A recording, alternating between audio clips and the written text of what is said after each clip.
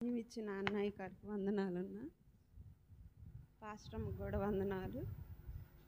పోయిన ఆదివారం నాకు బాగా మధ్యాహ్నం నుంచి తలనొప్పిగా ఉంటే సాయంత్రం పూట హాస్పిటల్ కాడికి వెళ్ళి చూపించుకొని వస్తుంటే మేము బండి మీద వస్తున్నాము, నేను మా ఆయన బండి మీద వస్తుంటే సడన్గా బండి వచ్చి గుద్దింది మమ్మల్ని. సడన్గా బండి వచ్చి గుద్దితే అదంతా అనుభవి పడ్డాము. 2 దమ్మర గొంతులు వేసాను నేను వేస్తే, కానీ అంత స్పీడ్గా గుద్దినప్పుడు చిన్న గాయం కూడా కాలేదు నాకు. నా యేసయ్య నాకు ఎంతో మేలు చేశాడు అబ్బా. చిన్న గాయం కూడా కాలేదు నాకు, కానీ గాయం అయితే నా బిడ్డలు ఏమయ్యేవాళ్ళు అని నేను ఎంతో ఏడ్చుకున్నాను.